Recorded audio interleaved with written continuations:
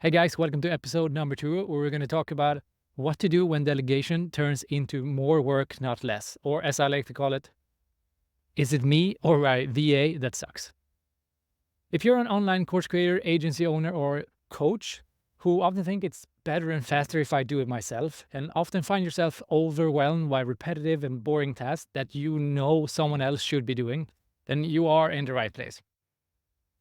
In this episode, you'll discover how to assess if it's you, your team, or your business structures who needs to change so that you can reduce misunderstandings, get your time back, and finally break through that six-figure plateau you've been wanting to do for so long. 2 years ago, I left the army after 12 years of active service, where the last 5 or so was in the military bomb disposal teams. I led a team of 6 people through 4 deployments, and then I went off to do stuff in Iraq and Ukraine and stuff like that.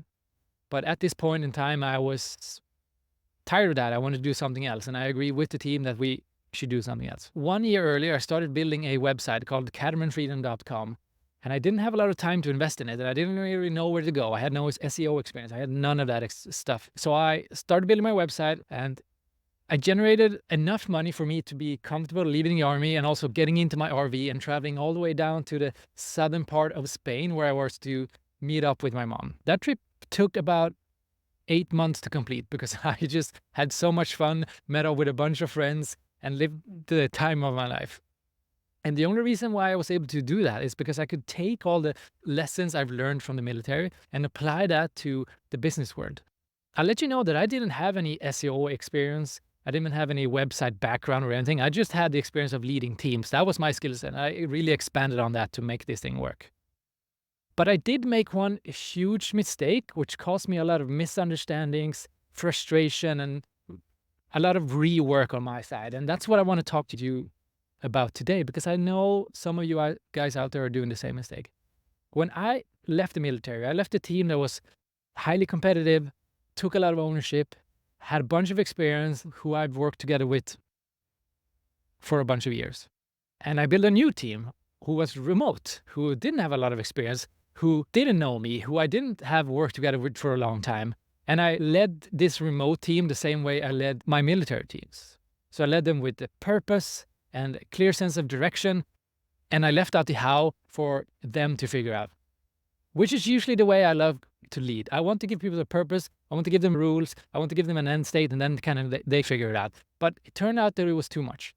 I know some of you guys are spending too much time on the how and too little on the purpose. I did the opposite. I spent so much time on the purpose. This led to like a really highly engaged team, and I really wanted to do stuff, but they would come up short in the sense of performing the right things to the quality that I wanted. So I had to redo it. So what I do when I need to figure out who's to blame, and I don't mean blame as like, oh, you're going to get, punished for this. I mean, who's to blame as in like being curious, like, why isn't this working in the way that I'm used to? And why isn't this working in a sense that's like just outperforming everything else? It's like, that's what I want. That's what I was used to, a high performance team. And now I got like, to be honest, like we were working as a really shitty team. And that wouldn't cut it. I want more. I want to be better. Because my goal was to produce at least 30 blog posts per week. And we were doing like 10 because I had to redo all the crap. And to get to the financial level that I wanted to be, things needed to change. And I need to figure out, was it me? Was it them? Or was it just my structures that wasn't really up to it? So what I did was that I went back to the military. I'm like, okay, what am I using in my teams that I'm not using here right now? And I realized there's a quick little assessment that I've been using for many years to figure out what's the culprit of the misunderstandings. And that's the assessment that I want to give to you today. I'm going to run through some of them, and you can kind of like understand like, I need to be more focused on this, or I need to be more focused on this one. But before we go, I want to give you like a really nice quote that I got from my friend that I talked to the other day. And she explained her delegation something like this. It's like spaghetti on the wall. I throw everything at you, figure out what you can do, and then anything you're not good at, I take away and I do it myself. So if this is a experience you have as well, like you're just giving people tasks and then they suck at it and then you do it for them, then I want to change that. I want to make sure that you give them a task, they suck at it, but now you have the tools to make sure that they can become excellent at it. Because I want you to delegate as much as possible. Because once you're good at delegating, you're going to want to delegate everything. And once you delegate everything, you'll have time to do whatever it is that you want to do. Spend more time with your family. Spend more time on the 5% that will actually move the needle in your business. Whatever it is, you'll have the time to do that. And that's the little gift I'm going to give you today to figure out what it is that you need to improve. Also, for you guys who are listening to me on audio right now, I do all of my podcasts outside, all of my LinkedIn lives outside. So there will be a little bit of a background noise. Plane, ducks, dogs, babies crying. I don't know, whatever it is, you'll get it.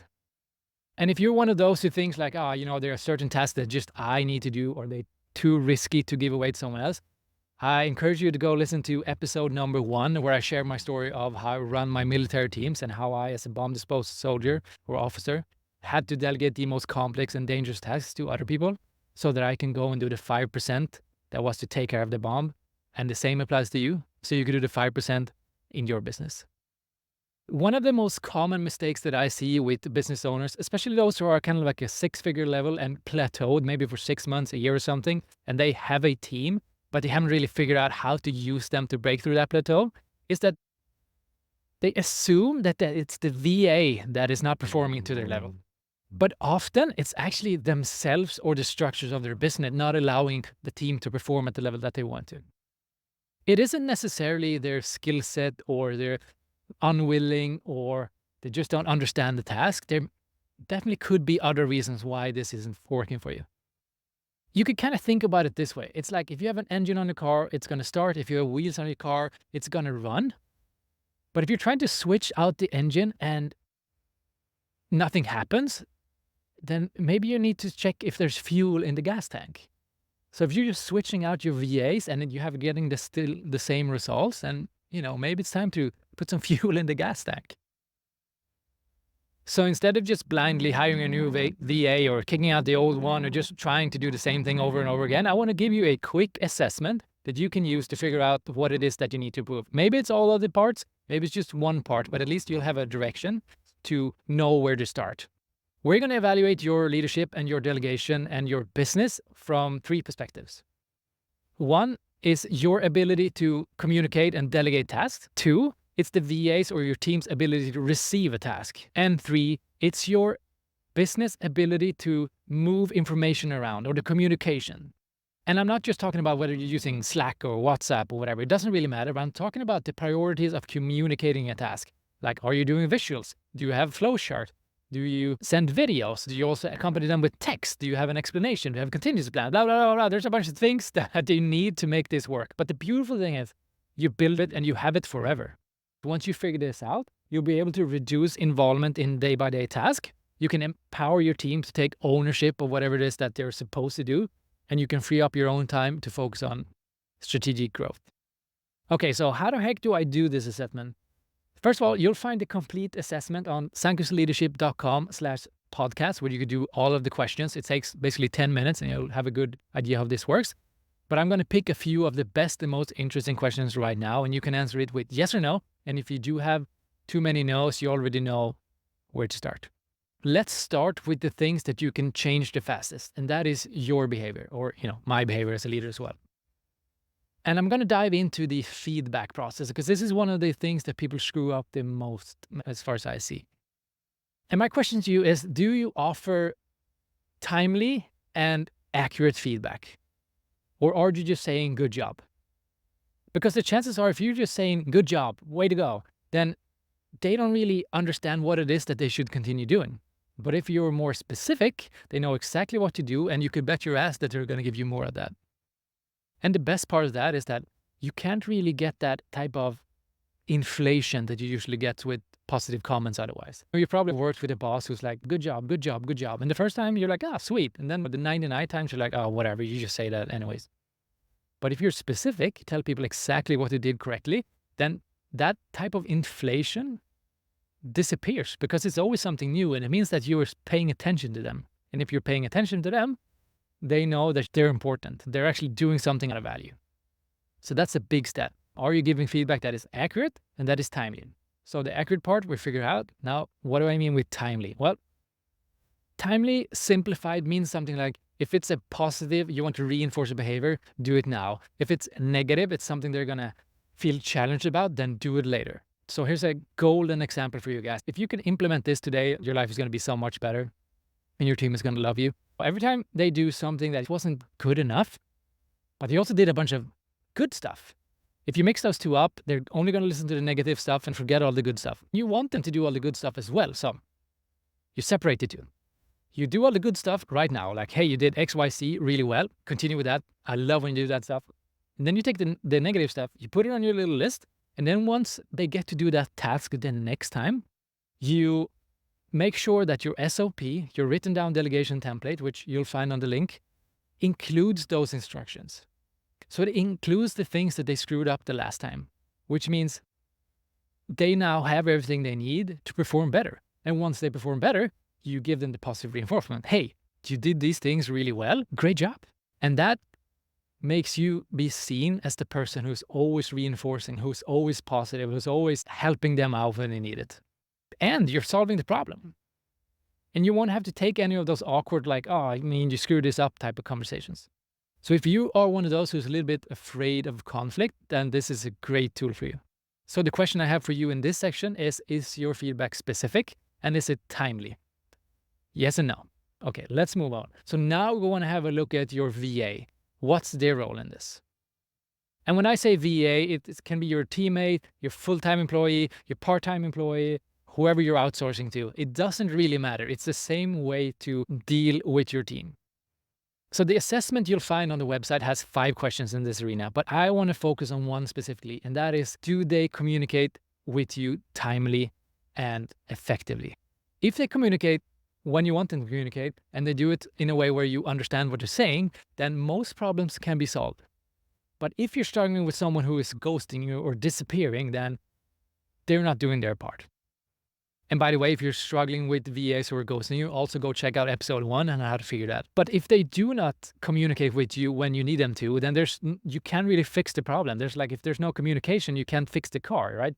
Then maybe it's time to change out the engine. But that is one of the most important questions to me when I evaluate the performance of my team is, are they willing to communicate with me? And are they good enough at communicating? Because if they are, we can improve things.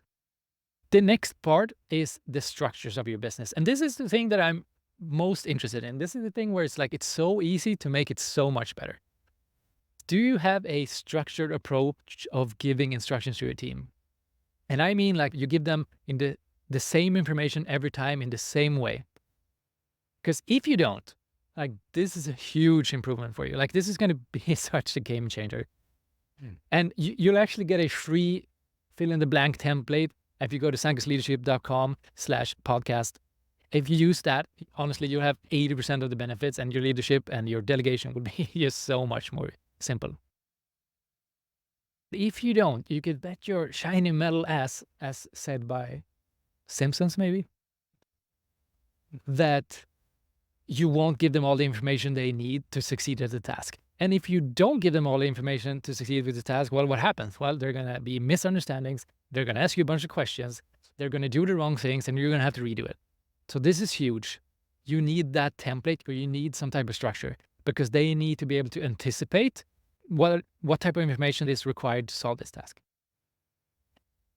And the beautiful part is that if you give this to your VA, they have this template, you don't have to be as good at delegating as if you didn't have it, because they will see what information they need to solve the task, and they will ask you. And that's so beautiful, because it saves you a bunch of time. I mean, can you imagine just having a call with a VA and she would just ask you all the questions and you'll just answer it, and then off she goes or off he goes to solve the task autonomously? That's what I want for you, and that's what this template will do for you if you just begin to use it a little bit and become decent at it. You don't have to master it. That's not what we're talking about. We're talking about becoming better than shitty at using it. So to repeat that, my question for you in this space, in the business structure, is that, do you have a template, a tool, or a way to communicate a task in the same way every time? And does it include the purpose, the end state, and the rules? If it does, you're off to a great start. If you don't have that, then you're making life really difficult. So I think that would be it for today here from Vancouver and this beautiful outdoor park. Is there ever an indoor park? I don't know. I think you get the point.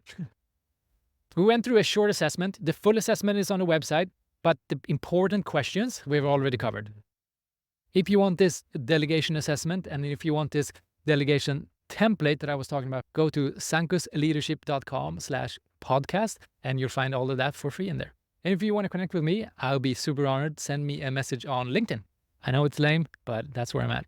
Okay, guys, see you later. Take care, and looking forward to the next episode.